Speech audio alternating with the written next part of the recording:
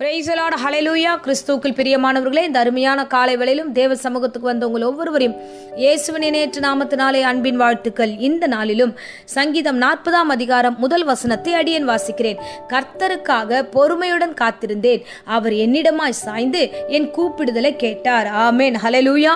இந்த வார்த்தை சங்கீதத்துல தாவீது எழுதியிருக்கிறார். தாவீது என்ன சொல்லுகிறார்னா, நான் பொறுமையோடு காத்திருந்தேன். அப்போ ஒரு காரியத்திற்காக அவர் காத்திருந்தேன் என்று தன்னுடைய சாட்சி அவர் வெளிப்படுத்துகிறார். நான் பொறுமையோடு காத்திருந்தேன், எவ்வளோ நாள் ஆனாலும் சரி ஆண்டவரே, நீங்க கொடுத்தா நான் அதை எடுத்துக்கிறேன். ஆண்டவரே, நீங்க செய்யின்னு சொன்னா மட்டும்தான் நான் அதை செய்வேன். ஆண்டவரே, நீ மூவ் பண்ணு அப்படின்னு சொன்னா நான் அடுத்த காரியத்தை நான் மூவ் பண்ணி நடத்துவேன். நீங்க சொல்லாம அந்த காரியத்துல நான் முடிவை எடுக்க மாட்டேன். அப்போ ஒவ்வொரு விஷயத்திலையும் கர்த்தர் தாவீதை அவ்வளவு நேர்த்தியா நடத்தியிருக்கிறார். இங்கதான் வசனம் சொல்லுகிறது அவ்வளவு தெளிவா, நான் கர்த்தருக்காக நான் வெயிட் பண்றேன். அவர் என்ன சொல்றாரு, அவர் என்ன செய்யறாரு, என் வாழ்க்கையில அவர் சொல்லாம என் வாழ்க்கையில எதுவும் நடக்காது. அவர் என்ன சொல்றாரோ, அவர் என்ன நினைக்கிறாரோ அதுதான் நடக்கும். ஸோ அவருக்கு தெரியாமையோ அவருக்கு மிஞ்சியோ ஒரு காரியம் கூட என் வாழ்க்கையில் நடக்கக்கூடாது. அப்போ என் வாழ்க்கையின் காரியங்களில் கர்த்தர் சித்தம் நடக்கணும்னா நான் என்ன பண்ணணும்? நான் தேவனை நோக்கி காத்திருக்கிறேன், நான் அவரை நோக்கி ஜெபம் பண்றேன், நான் கூப்பிடுறேன். அப்பா, ஏசப்பா, எனக்கு இந்த விஷயம் வேணும், எனக்கு இந்த குடும்பத்தின் காரியங்கள் வேணும், என் பிள்ளை ரட்சிக்கப்படணும், என் குடும்பம் ரட்சிக்கப்படணும், இந்த காரியமெல்லாம் வேணும் ஆண்டவரே அப்படின்னு நான் சொல்லி ஜெபம் பண்ணும்போது ஆண்டவர் என்னிடமாய் சாய்ந்து அவர் என் பக்கம் திரும்புறாரு. என் பொண்ணு என்னமோ சொல்றா, என் பையன் என்னமோ சொல்றா, அந்த காலை வேளையில என்னப்பா உங்களுக்காக நான் வருகிறேன் என்று கர்த்தர் என் ஜெபத்துக்கு அவர் சாய்க்கிறார், சாய்ந்து வருகிறார், கேட்க வருகிறார். என்ன விஷயம் என்று கேட்கிறார். கேட்டு என் கூப்பிடுதலை அவர் சரியாய் புரிந்து கொண்டிருக்கிறார். நான் எதுக்கு கூப்பிட்டனோ அதை அவர் கேட்கிறார். சரிப்பா, நான் உன்னை விடுவிக்கிறேன், நீ படுகுழியில இருக்கிறியா, நான் உன்னை தூக்கி எடுக்கிறேன். அடுத்த வசனத்திலேயே அந்த தாவீது சொல்லுகிறார், பயங்கரமான படுகுழியிலும் சேற்றிலும் என்னை அவர் தூக்கி எடுத்தார். அப்போ நான் விழுந்து போன இடத்துல இருந்து ஆண்டவரே நீ என்னை காப்பாற்றும் என்று நான் கதறுகிற வேலையெல்லாம் என் கர்த்தர் அந்த இடத்துல இருந்து அருமையாய் என்னை தூக்கினார் என்று தாவீது விதமாய் சொல்லுகிறார். ஆமென், அல்லேலூயா. அருமையானவர்களே, இந்த காலை வேளையில கூட தேவன் உங்களோடு கூட பேசுகிறார். நீங்கள் கர்த்தருக்காக காத்திருங்க. நீங்க கர்த்தருக்காக காத்திருக்கும் பொழுது நிச்சயமாகவே அவர் உங்கள் கூப்பிடுதலின் சத்தத்தை கேட்பார். ஒரு நேரம் இருக்கிறது, எல்லோரையும் உயர்த்துவார். கண்டிப்பா இந்த உலகத்துல கர்த்தரை நம்பி வந்த ஒவ்வொரு ஜனங்களையும் கர்த்தர் உயர்த்துவார். ஆண்டவர் அந்த உயர்த்துற நேரம் வரைக்கும் நீங்க பொறுமையா காத்திருங்க. ஒரு விஷயத்துக்கு நம்ம பொறுமையா காத்திருக்க வேண்டும். பாருங்க, தாவீது அபிஷேகம் பண்ணப்பட்டதுக்கு அப்புறம் கூட அவர் ராஜாவாய் மாறல, அவர் பொறுமையோடு காத்திருந்தான். அந்த நாளிலும் சவுல் தான் அங்க ராஜாவா இருக்கிறாரு. அவர் அந்த மகிமை இழந்துட்டாரு. ஆனாலும் அந்த இடத்துல போய் தாவீது, நான் தான் அங்க ராஜாவா இருக்கணும், நீ என்ன இங்க இப்படி பண்ற அப்படின்னு சொல்லி அங்க அனுப்பவே இல்லை. என்னை அபிஷேகம் பண்ணியிருக்கிறார் ஆண்டவர், என்னை சாமுவேல் அபிஷேகம் பண்ணியிருக்கிறார், நான் சரியான தலைமைத்துவத்துக்கு வரணும், நான் தான் ராஜரீகம் பண்ண வேண்டும் என்று அந்த இடத்துல எந்த வாக்குவாதத்தையோ எந்த ஒரு காரியத்தையும் செய்யல. அந்த இடத்துல பொறுமையோடு காத்திருக்கிறான். என் கர்த்தரை அபிஷேகம் பண்ணிட்டார்ல, அவர் நிச்சயம் எல்லாவற்றையும் எனக்காக ஒழுங்குபடுத்தி அவரே கொண்டு என் கையில கொடுப்பார் என்று விசுவாசித்தான்.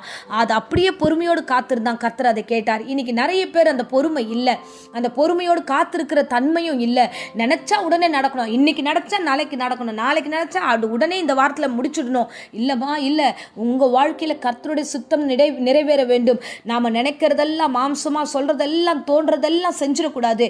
எதை செய்யணும்னாலும் கிறிஸ்தவர்கள் பார்த்து நாம கவனமா இருக்க வேண்டும். பாருங்க, நான் நின்னுட்டேன், எனக்கு தெரிஞ்சிருச்சு, எல்லாமே எனக்கு புரிஞ்சிருச்சு, அதனால நான் எல்லாத்தையும் சாதிச்சிருவேன் அப்படின்னு நீங்க நினைக்காதீங்க. நிற்கிறேன் என்கிறவன் விழாதபடி எச்சரிக்கையா இருங்க.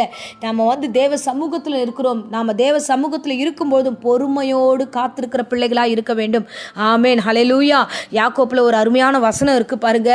யாக்கோப்புல பொறுமையா இருக்கிறவர்களை குறித்து அங்க வேதம் ரொம்ப அழகா சொல்லப்பட்டிருக்கு. யோபின் பொறுமையை குறித்து கேள்விப்பட்டிருக்கிறீங்களே, அந்த பொறுமையை எது வரைக்கும்னா முடிவையும் நீங்க பார்த்திருக்கீங்க. பொறுமையை அவர் அவ்வளவு பொறுமையா இருந்தார். அந்த வாழ்க்கையில ஆசீர்வாதங்கள் எல்லாம் இழந்த பொழுது பொறுமையாய் அமைதியுள்ள ஆவியோட அமைதியா இருந்தார். ஆனா முடிவை எவ்வளவு அழகாய் கர்த்தர் இரட்டத்தனை ஆசீர்வதித்தார். அருமையானவர்களே, இன்றைக்கு கர்த்தர் உங்களுக்கு கொடுக்கிற வார்த்தை என்ன தெரியுமா? நீ பொறுமையோடு காத்திருக்கிற வேளையில உண்மையாகவே நீ பொறுமையோடு இருக்கும்போது நீ பாக்கியவனாய் இருப்பாய். ஆமென், அல்லேலூயா. அதை தான் தாவீது இந்த காலை வேளையில சொல்லுகிறார். என் ஆத்துமாவே நீ கலங்காத, நீ ஏன் கலங்குற? நீ கர்த்தரை நோக்கி காத்திரு, நீ பொறுமையா காத்திரு. அவர் அவர் தாமே உன் இருதயத்தை ஸ்திரப்படுத்துவார், அவர் தாமே உன்னை ரட்சிப்பார் என்று தன்னுடைய இருதயத்துக்கு அவன் அவ்வளோ அழகாய் ஒரு வார்த்தை சொல்லுகிறார். இன்றைக்கும் கர்த்தர் இந்த காலை வேளையில் உங்களிடத்தில் சொல்லுகிறார், பொறுமையோடு காத்திருங்க. இவ்வளோ நாள் காத்திருந்துட்டீங்க, இன்னும் கொஞ்ச நாள் உங்கள் நாட்கள் முடிந்து போகாது. நீங்கள் பயப்படுறீங்க, என் நாட்கள் முடிந்துடும், என் காரியமெல்லாம் போயிடும், எல்லாமே போயிடுச்சு. இல்லை, எதுவும் உங்கள் வாழ்க்கையில் கர்த்தர் என்ன செய்ய திட்டம் வைத்தாரோ அது செய்து முடிக்கிற வரைக்கும் காலம் கடந்து போகாது. இதுவரைக்கும் நீ பொறுமையாக இருந்தீர்கள், இனியும் கொஞ்ச நாட்கள் கொஞ்ச நாழிகை நீங்கள் பொறுமையாக இருந்து பாருங்கள். பொறுமைக்கு கர்த்தர் உண்மையாகவே ஆசீர்வாதத்தை வைத்திருக்கிறார். அவர் சாய்த்து உனக்கு பதிலை கொடுப்பார். உன் கூப்பிடுதலை அவர் கேட்பார். நீ பயப்படவே பயப்படாத. என் கூப்பிடுதலை கேட்க மாட்டார், என்னை விரும்பல ஆண்டவர், என்னை யாருக்குமே பிடிக்கல. இல்லை, உன்னை விரும்புகிறார், உன்னை பிடித்து உன் பட்சத்தில் தான் இருக்கிறார். அதனால தான் அந்த பிரசங்கத்தையும் கர்த்தர் உங்ககிட்ட கொண்டு வருகிறார். ஆகையால் உங்கள் வீட்டின் காரியம், உங்கள் ஆஃபீஸின் காரியம், உங்கள் வாழ்க்கையின் உயர்த்துக்க வேண்டிய ஒரு சூழ்நிலை, ஒரு காரியத்தில் நீங்கள் ஒரு காரியத்தை புரிந்து கொள்ள வேண்டும். என்னன்னா, என்னை பொறுமையாக இருக்க சொல்லியிருக்காரு, நிச்சயமாக என்னை இரட்டத்தனையாக அவர் ஆசீர்வதிப்பார். என் ஜெபத்தம் வீணாய் போகாது. பயிரை விதைக்கிறவன், ஒரு விதையை விதைக்கிறவன் சரியான நேரத்தில் அந்த பயிரை அறுவடை செய்கிறான். அதே போல நீ இப்போ விதைத்து கொண்டிருக்கிறாய், சரியான நேரத்தில் நீ அறுவடை செய்வாய். கர்த்தர் உன்னை ஆசீர்வதித்து நடத்துவார். ஆமென். இப்பொழுதும் அடியேன் உங்களுக்காக ஜெபிக்கிறேன். அன்பு ரட்சகா, இந்த அருமையான காலை வேளையிலும் கர்த்தாவே, எங்கள் பிள்ளைகளோடு கூட நீர் பேசின கிருபைக்காக ஸ்தோத்திரம் ஆண்டவரே.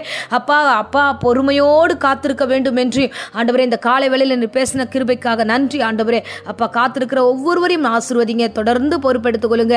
எந்த சூழ்நிலையும் அவசரப்படாதபடிக்கு எல்லாவற்றையும் பொறுமையோடு முடிவெடுக்க கிருபத்தாங்க, கடந்து போக கிருபத்தாங்க, தொடர்ந்து வழி நடத்தும் ஆசீர்வதியும். இந்த நாட்களிலும் பலவீனத்தோடு யாராகிலும் காத்து கொண்டிருந்தா ஆண்டவரே, அப்பா வியாதியோடு பலவீனத்தோடு விழுந்து போயிருந்தா அப்பேற்பட்டவர்களை நீர் தூக்கி எடுத்து சுகப்படுத்தி ஆசீர்வதித்து வழி நடத்தும், காத்துக்கொள்ளும். தொடர்ந்து உடைய கிருபை ஒவ்வொருவரோடு கூட இருப்பதாக இயேசுவின் இணையற்ற நாமத்தில் ஜெபித்து ஒப்புக் கொடுக்கிறேன் ஜீவனுள்ள நல்ல பிதாவே.